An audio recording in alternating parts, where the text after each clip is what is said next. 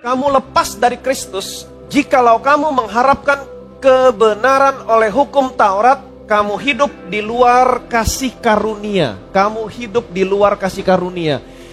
Saudara masih ingat beberapa minggu yang lalu, Paulus menasehati, saudara menasehati saya, supaya saudara dan saya tetap hidup di dalam kasih karunia Tuhan. Di sini dikatakan kamu lepas dari Kristus. Kalau saudara lihat terjemahan dalam Alkitab versi King James, terjemahannya adalah Christ is become of no effect unto you. Yesus tidak ada efeknya dalam hidup saudara, dalam hidup saya. Ini terjemahannya.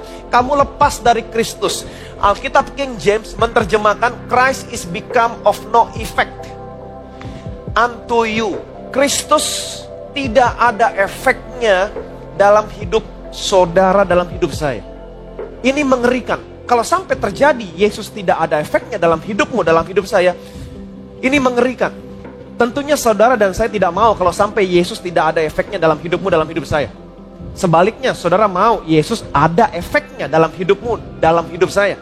Kalau saudara sakit, saudara mau Yesus ada efeknya dalam hidupmu. Dia adalah penyembuh saudara. Amin. Kalau saudara berdosa, tentunya saudara mau Yesus ada efeknya dalam hidup saudara. Dia adalah kebenaran saudara.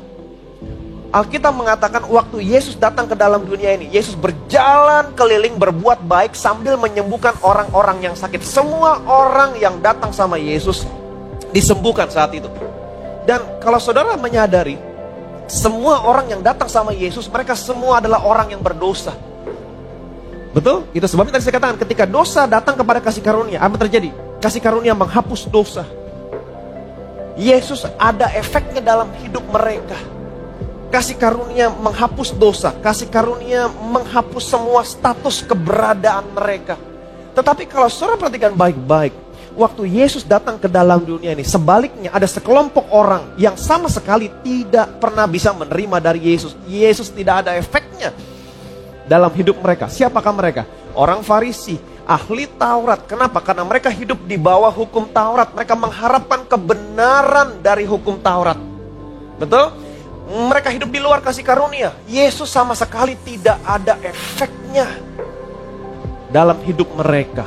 Kalau saudara hidup di bawah hukum Taurat, saudara mengharapkan kebenaran dari perbuatan saudara. Saya bisa begini, saya bisa begitu. Dengan kata lain, saudara mau mengatakan, Yesus, minggir. Saya tidak butuh kebenaran Yesus. Saya bisa menjadi orang yang benar dengan melakukan hukum Taurat. Kamu hidup di luar kasih karunia. Yesus nggak ada efeknya dalam hidup saudara. Dan kalau saudara hidup di bawah hukum Taurat, mengandalkan perbuatan saudara untuk menjadi orang yang benar. Saya harus begini, saya harus begitu, saya bisa begini, saya bisa begitu. Saya mau kasih tahu sama saudara, sekalipun saudara berbuat sesuatu yang benar, buat iblis belum cukup. Dan tidak akan pernah cukup. Kalau saudara berkata, saya berdoa 1 jam, iblis akan datang dan berkata sama saudara, masih ada yang 3 jam. Kalau saudara berkata, saya baca Alkitab setiap hari 5 pasal, iblis akan datang dan berkata sama saudara, masih ada yang 10 pasal. Jadi kalau saudara hidup di bawah hukum Taurat, sekalipun saudara berbuat sesuatu yang benar, buat iblis tidak akan pernah cukup. Terlebih lagi, ketika saudara berbuat sesuatu yang salah, berbuat dosa, iblis akan mengekspos dosamu dan dia selalu mengingat-ingat dosamu. Jadi ketika saudara hidup di bawah hukum Taurat, perhatikan baik-baik, segala sesuatunya berbicara tentang saudara. Apa yang saudara lakukan, saya begini, saya begitu. Segala sesuatunya tentang saudara. Dan ketika saudara hanya fokus kepada dirimu, tentang apa yang kamu lakukan, iblis akan mendapatkan saudara. Dia akan mendakwa saudara. Sekalipun kamu berbuat yang benar, belum cukup. Waktu kamu berbuat yang salah, dia expose, dia ingatin kesalahanmu. Tetapi kalau saudara hidup di bawah kasih karunia Tuhan, hidupmu bukannya tentang saudara lagi, tentang apa yang kamu lakukan, bukan. Tetapi hidupmu tentang apa yang dia lakukan. Itu sebabnya waktu iblis datang sama saudara, mendakwa saudara, saudara bisa berkata, iblis, hidup saya bukannya tentang saya lagi, tapi hidup saya tentang dia yang sekarang duduk di sebelah kanan saya. Dialah kebenaran saya, dialah kekudusan saya. Siapakah engkau gunung yang besar?